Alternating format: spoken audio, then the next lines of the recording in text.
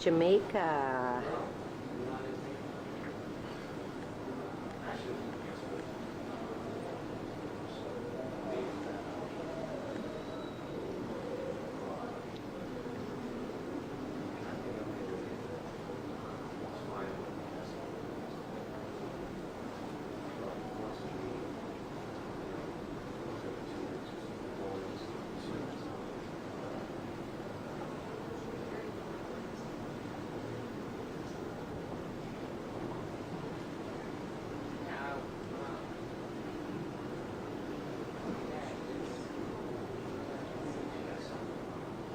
Big party?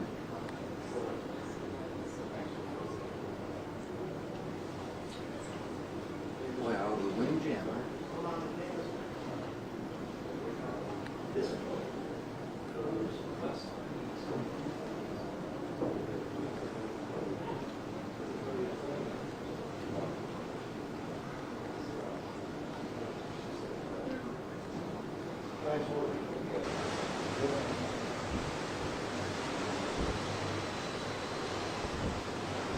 Well, I'm just glad his head wasn't in it. Yeah. It looks beautiful, doesn't it? Don't take a picture of that garbage stuff. I'm not. Take a picture of that. I am. No, you're not. Well, I'm just going through. I want to get the whole landscape.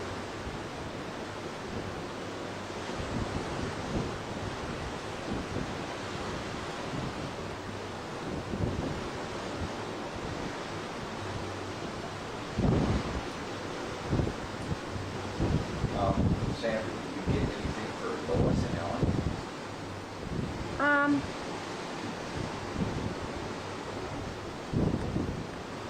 Kind of. You know, I got those fish earrings that I can unload.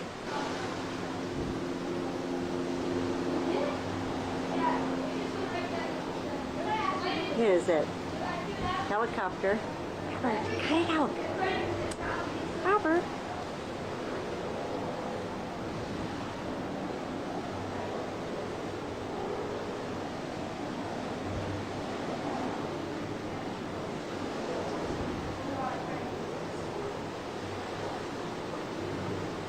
I don't want to run your plans there.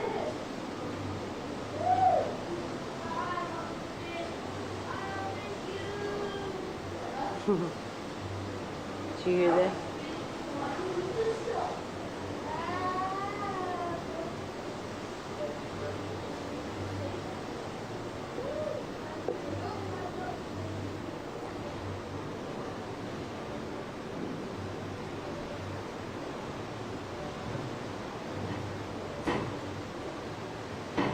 And here we go, out to sea.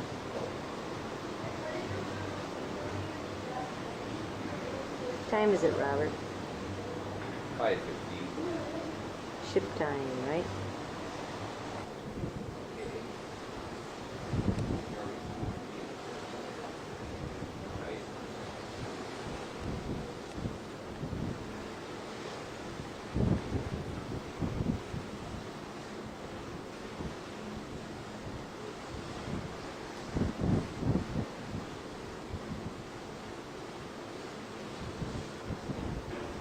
That's true.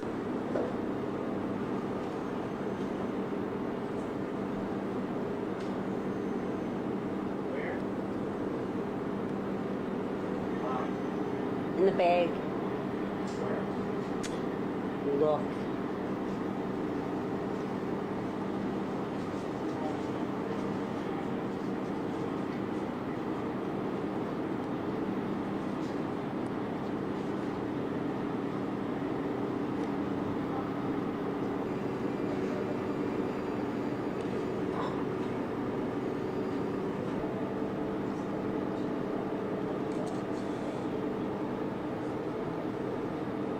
Ian, we don't have much. It's 5. Okay. I don't have much. It's 5.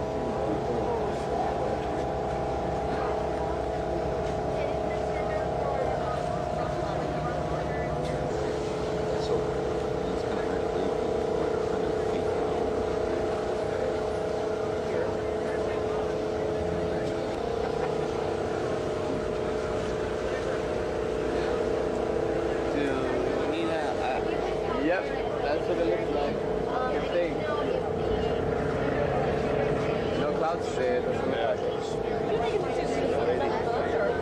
it's swimming where you're going up the falls right there.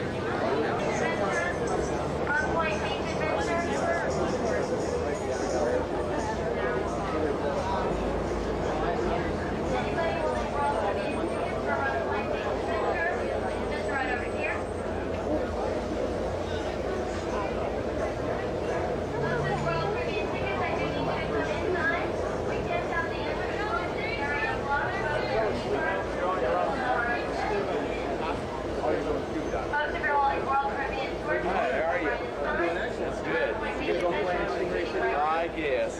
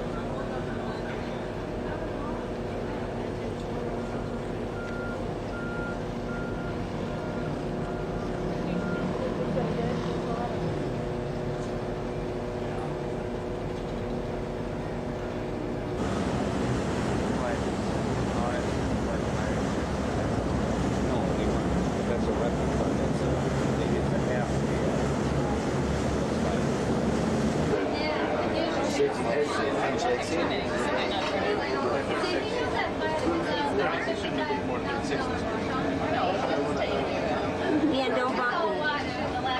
Don't bump me. Right out of the window. That's all really good. Look order. Yeah. As soon as you're not looking, I'll take two.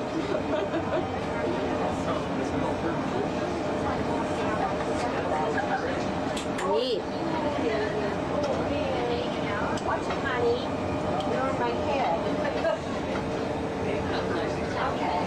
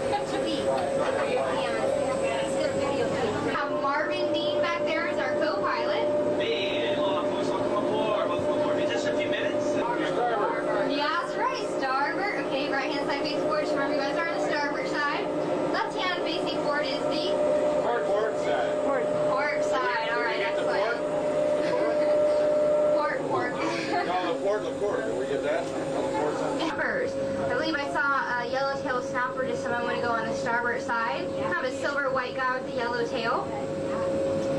And you might also notice a blackfish out there on the port side. That would be called the black durgeon. On the starboard side, you see lots of white stuff out there. Now that lots of white soft sand and all this dark patchy area is the coral reef.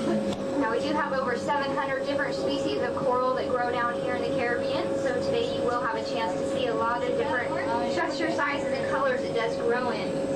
Starting to see a few of these blue chromis now on the starboard side. Of course, the black durgeons, which are the large blackfish. And if you look closely, you'll notice they have white pinstripes on their dorsal and ventral fins. Across the sand, you want to keep your eyes out for any southern stingrays. We do have a lot of stingrays that live out here across the surface of the sand. Now, another animal we have out here on the reefs is called the sponges. Okay, we have a lot of them. The most common sponge we see is the giant barrel sponge. There is a picture of it on your fish identification cards. See one on the starboard side, large brown object with a large hole on the top. See the giant barrel sponge. These large silverfish here on the port side are called horse-eye jacks. Now, they get their name for their very large eyes. Now, the reason they have such large eyes is because they are nocturnal feeders, meaning that they do feed at night, so they do need those large eyes to see. So during the daytime, they very commonly will just rest above the reef. Okay, fish do not have eyelids, but they can go into a very relaxed and sedated state. Very close views of the reef on the starboard side. Some of these nice black durgeons. Now, these guys are members of the triggerfish family. The easiest way to distinguish a sponge is by the large hole on the top of its body. So other common sponges we see are the large tube sponges and base sponges. Hey, look at those blue fish. Aren't they beautiful? So a lot of the blue chromis out there and lots of the black durgeons. Now, the two main distinctive types of corals you're seeing out of your viewports are the soft corals and the hard corals. You'll notice there's animals out there that look like, oh yeah, we have a turtle on the starboard side out there. Out there on the starboard side, look over the reef towards the aft section of the submersible. See a large turtle.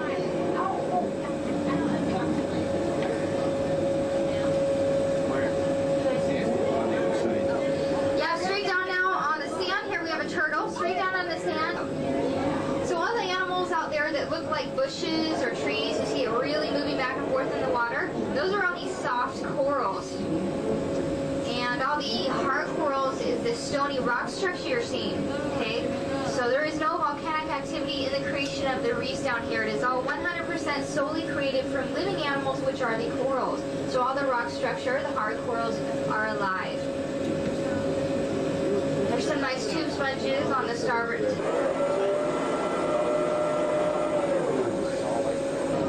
All right, here on the port side, you want to go ahead and take a look straight down. The base of the reef, we might have a turtle coming up here. Oh, cool. Yeah, there we go. Nice hawksbill turtle again on the port side, right across the sand. If you're on the starboard side, feel free to lean over. Okay, is that a female or a male? Can anybody remember? It didn't have a tail.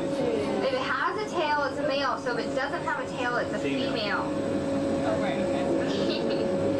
Oh, look at this green angelfish here on the port side. This really bright fish, very bright yellow tail, electric blue body. This is known as the queen angelfish. Also on the port side, we have a male stoplight parrotfish. That large green fish with a little bit yellow towards its tail is the male stoplight parrotfish.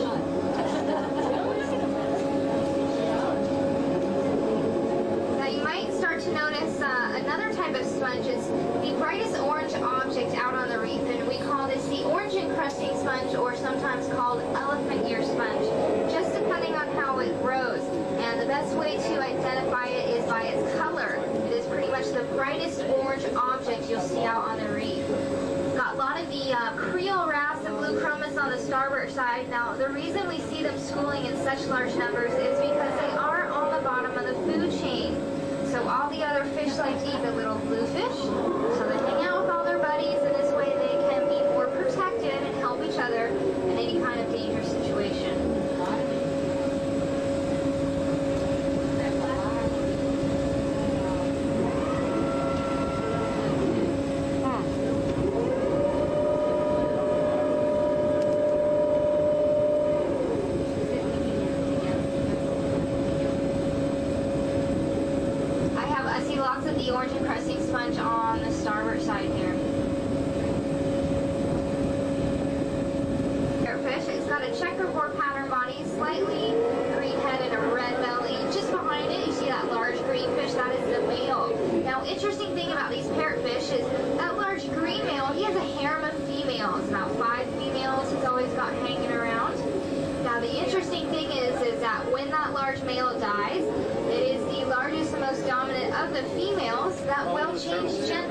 pattern coloration and become the fully functioning male. So these parrotfish are known as hermaphrodites. Oh, we have another turtle on the port side, munching on some sponge down there. That is our favorite food to feed on, our favorite animal to feed on, the sponge. Have a beautiful round giant barrel sponge just straight up on the starboard side.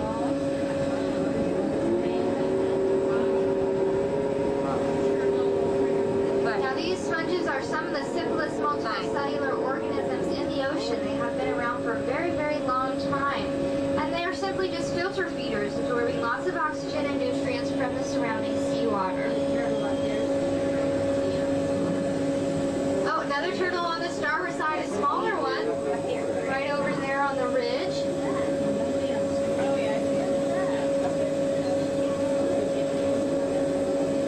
So if you're on the port side, you're going to see the edge of the reef appearing. Okay, it's going to turn off into vast blue water and completely drop off about 3,000 feet on the port side. We're going to start to descend down along the wall. The starboard side will get the views first, and then we will flip a little 180, come back in the other direction, so the port side will get the same exact view. Now, in between the Cayman Islands and Jamaica, there is the Cayman Trench, which is 24,000 feet deep. It's about 5 miles down, so we are surrounded by some very, very deep waters around this tiny little island. Now, the island is created from a mountain range called the Sierra Maestra Mountain Range, which extends all the way down to Central and South America. So this is just one of the very large mountains that has peaked to the surface of the water, creating the Grand Cayman Islands to descend down along the wall. Now as we start to get into some deeper water, some of you may become a little bit disappointed in the colors of the coral. Alright, here's the wall on the port side now.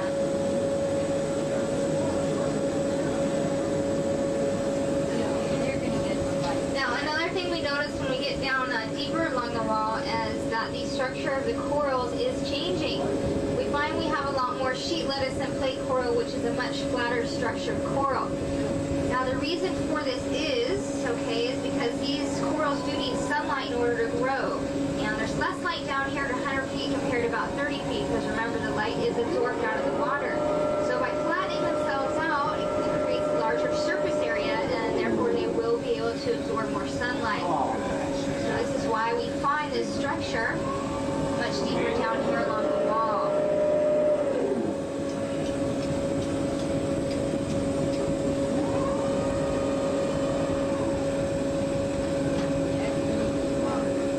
What? Alright, like this, somewhere film like this. I got it all on video. You want us to go back over? Okay, we're passing this huge giant barrel sponge I was talking about earlier, estimated at 160 years old. Keep your eyes out just after it. You'll see some green bushy coral next to these two sponges. This is black coral, okay? Same type of stuff you'll see as nice jewelry for sale in the stores. Looks like a hogfish swimming by that large barrel sponge. Now we can estimate the age of the barrel sponges by their size. Okay, these animals generally grow about 6 inches every 10 years, so half a foot every decade. This allows us to estimate their age. So many of the sponges that we do see down here range between 50 to even up to 300 years old.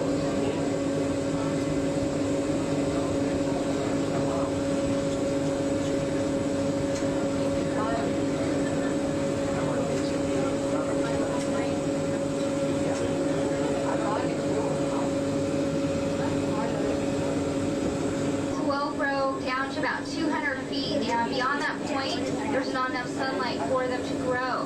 Now, I do not want to mislead you in thinking that it's the coral animal itself that needs the sunlight, but there's many algae that live inside the tissues of the corals, and this is what does need the sunlight, okay, to do the process of photosynthesis.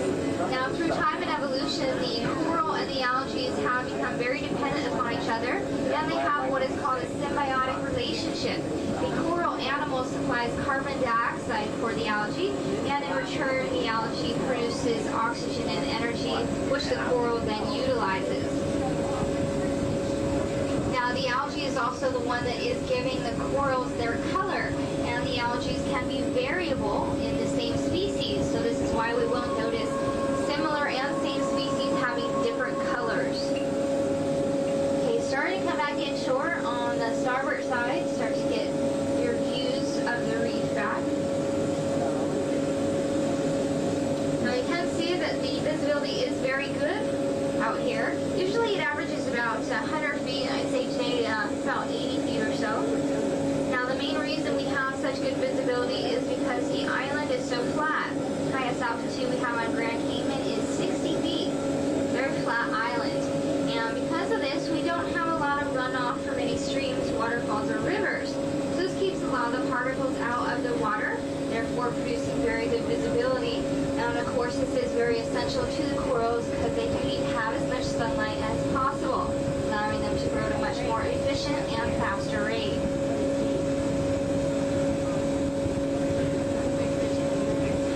Let's see, these large fish here on the starboard side, kind of a white fish with those very long fins, are called ocean triggerfish. Some of you might also notice a white spotted filefish, which is kind of a matte orange color. Okay, a very unique looking fish. That would be the white spotted filefish. These ocean triggerfish out here are also related to those black gurgeons. Okay, you see that they kind of swim in a very similar pattern. Now they're modified from their dorsal fin. It's a nice spike-like extension. I see them extend it every once in a while if they get aroused or fearful. That is, well, let's see, that looks like a huge four-side jack, one of the biggest ones I've ever seen.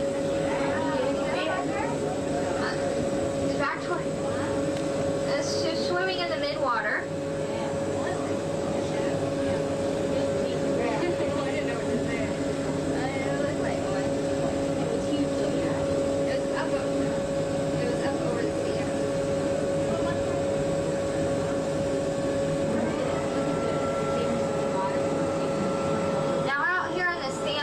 Keep your eyes out for conch shells. You might notice little pathways across the sand, and if you follow it, it might lead you to a conch shell. Every once in a while, you can see them pulling themselves along. Now you also notice a slightly brown tint over the sand. It's a type of brown algae that grows and a lot of the fish use it as a nutrient. And very commonly, we'll see the blue tangs and the hogfish feeding across the sand, as well as small schools of goatfish.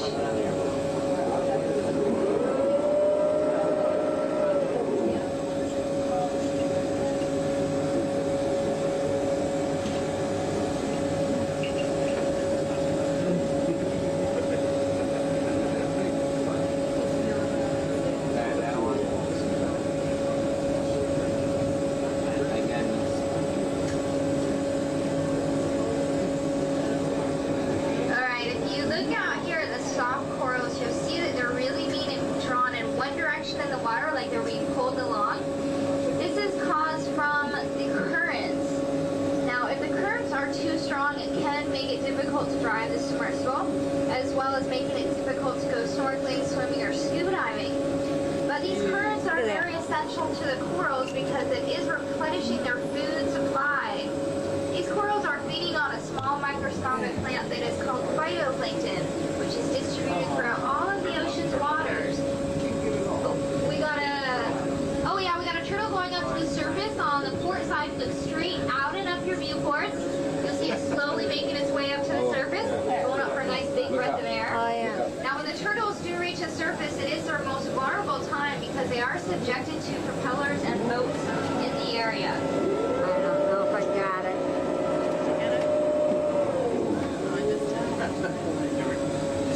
Looks like all the fish are awake today.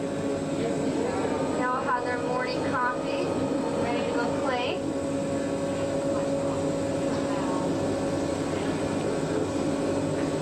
Also a type of algae that grows on the reef. Some of you guys might spot it out. It's just like yellowish. Now certain reasons why we have a little bit too much algae in this area is it is a little bit close to the harbor, so it gets a little bit of pollution. The area has been overfished just by years of locals, and this is not, this is found worldwide, overfishing. And also urchins used to inhabit the Caribbean Sea, but around 1985 they were almost completely wiped out by a type of virus or so. And so we have very few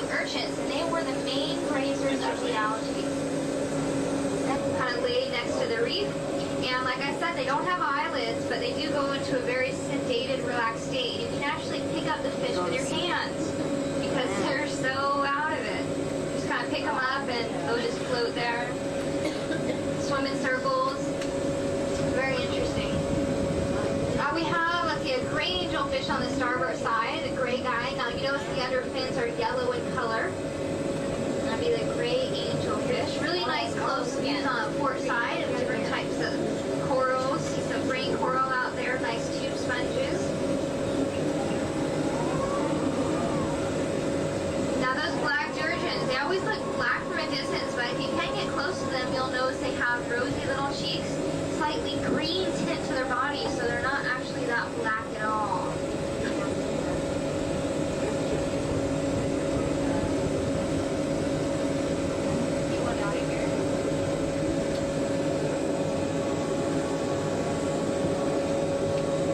Oh, we got a turtle here on the starboard side going out across the sand there.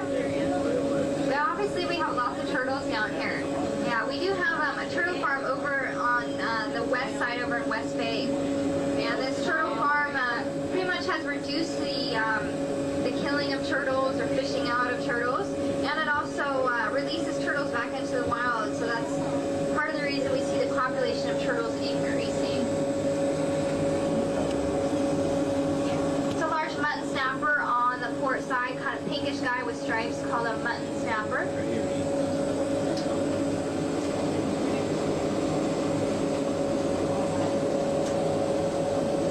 Now, very commonly I get asked if we see sharks around these waters. People are always curious about that. We do have a few different types of sharks. The most common shark we see is called the nurse shark, which is a very bottom-dwelling shark, very docile. Usually we'll see it underneath the coral ledges, see its little tail sticking out. We also get black-tipped and white-tipped reef sharks. Okay, those guys will get your heart pumping a little bit more. Very rare to see. Most commonly we see them on the north and east side of the island. Right now we are on the west side. Overall, very, very rare to see sharks around here. It would be kind of cool if we could see them more often. There's that beautiful giant barrel sponge on the port side. Now we call that sponge the clam sponge, the way it's closed on the top. And lots of that beautiful elephant ear sponge as well, that very bright orange sponge out there.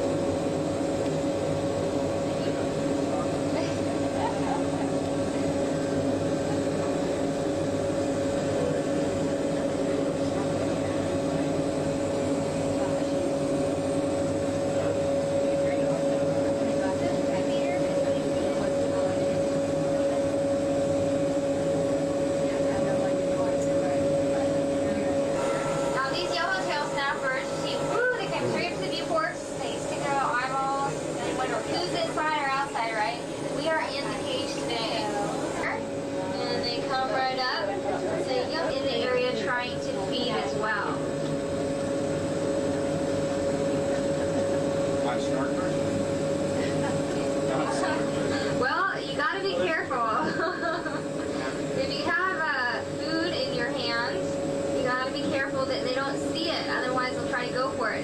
Now, sometimes we have these dives called Odyssey dives where scuba divers come on the outside of the submersible and we hand feed squid to these yellowtail snappers. I think I was doing it yesterday or the day before, and we wear these chainmail gloves because these guys will like just tear your hand apart if you were bare in it. So yeah, we got a turtle on the starboard side. Okay, female or male?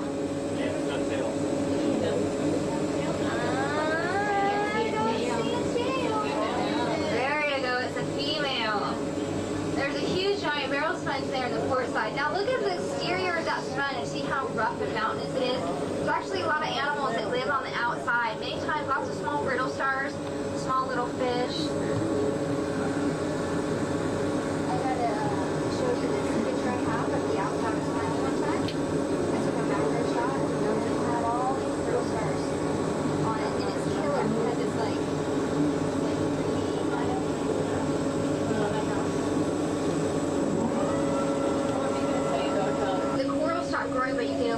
sponges. We have what's known as a sponge belt, which extends all the way around the island, about 300 feet, and it's huge, enormous structures of sponges, some of them up to 15 feet tall, very, very colorful. Looks like a little kid went down there and hand-painted different colors, all the different types of sponges. We also get a lot of blackjacks down there, different types of brittle stars, basket stars, and the occasional six-gill shark.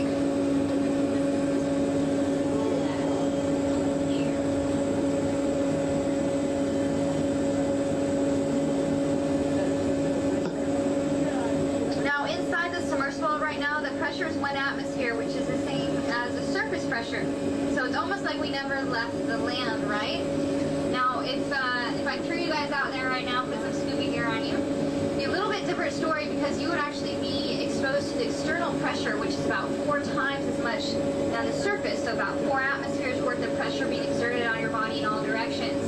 Now, this would be causing you to be breathing in about 4 times the normal amount that you breathe, so therefore you would be taking in more nitrogen. Now, the human body can only handle so much nitrogen before it becomes saturated in our tissues.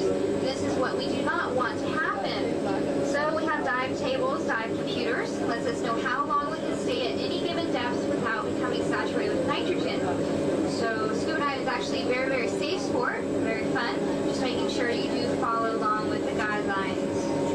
Otherwise, it allows you to get your head, your foot into all those little crevices, check out things really nice and close. There's that beautiful school of Forsyth Jacks again.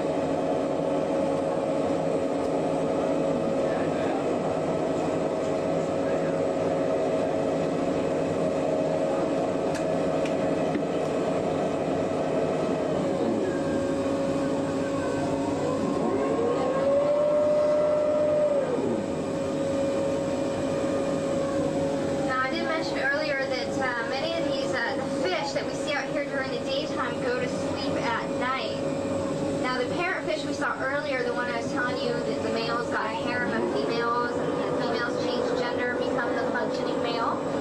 These parrotfish also do something very interesting when they sleep at night.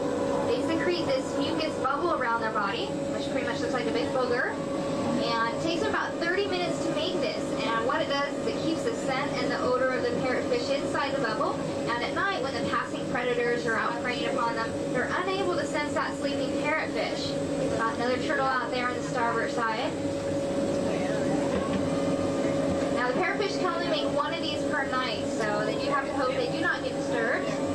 Otherwise, cross their small fish. Parrotfish are also the main producers of the sand that we have here. So they produce about 60% of our sand. Now, how the parrotfish does this is it eats large chunks of coral. It digests the animal as a nutrient, and it has specialized platelets on the inside of its mouth that grind up the hard limestone structure of the coral. And when they excrete this, it comes out as pure white sand. You may see them excrete it every once in a while. So the parrotfish are producing about 1 ton of sand per year per fish, about 2,000 pounds. That's a lot of sand. So you can think about next time you're out there laying in the beach, rubbing your toes in it, having a sand fight. Eat this, man. Came from the parrotfish. They're pretty much just acting as a catalyst, speeding up the process of breaking down the coral. Where is it? Now we got a turtle here. Oh yeah, there you go. Turtle on the port side. Another female hawksbill turtle. Can anybody? I have lost count how many we've seen. That'd be over 10. Here on the starboard side over the sand is called the sand tile fish. It's very long, slender white fish. Looks like a snake sometimes. Now, what these little guys do is they make these little homes under the sand. They've got these little 1-bedroom studio apartments. And every once in a while, you can see them picking up little bits and pieces of coral, bringing it back over to the doorstep. It keeps from any further sand falling down in there. So if you do see little clusters of corals all organized in a little circle, that would be from the sand tile fish. We also have lots of small crustaceans that live underneath the surface of the sand. A lot of different shrimps, crabs, eels, worms, you name it. I see one eel on the port side. There's these little eels that live in the sand, and they stick their little heads out, and they're black and skinny, look like little blades of grass. And you can see them moving around. They are called, lots of them here on the starboard side now. They're called garden eels. Garden eels. These little guys grow about 1.5 feet long. lots of oxygen and nutrients from the water. Now, yeah, we have a chain out here on the starboard side. Now, each link in this chain weighs about 80 pounds. You see that anchor? It's about 5 tons, 10,000 pounds. Now, this chain is part of the 3-point mooring system that the oil tankers use. So some of you may have seen on the surface those large barrel moorings. This is what the chain is connecting to. See some nice small patch reefs we're passing right now. Now look at these, like, they look like little ant mounds out here, little ant hills. These are caused from little shrimp called burrowing shrimp that live underneath the surface of the sand. We have a stingray out there, out past on the other side of the chain out there. See that stingray? It's a large southern stingray. Like, those stingrays like to feed on these little mounds. Sometimes, yeah, it's called a barjack on top of them. Barjack's a scavenger. See another one by some of these other fish. Hangs out to pick up any leftover food. Free meal. Hey, does this look like your scuba diving? Like I was saying, these shrimp, or the stingrays like to feed on these little shrimp that are under these mounds also. So occasionally you'll see them digging in these spots.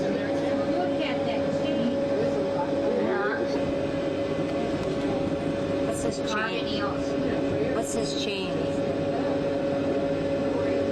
What's this chain? There's a chain. You're seeing the vertical section there on the port side. Oil tankers? Oh, there's an oil tanker above us? No, that's what they hook up to when they're in. There's none in today.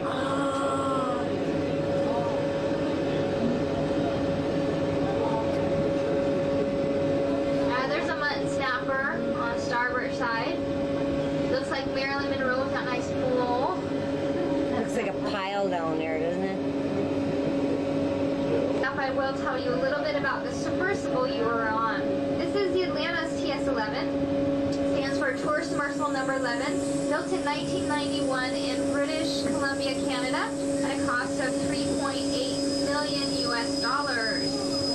Submarine is 65 feet long and carries a total of 48 passengers with 3 crew members. We're actually sitting on the battery box of 288 lead-acid batteries.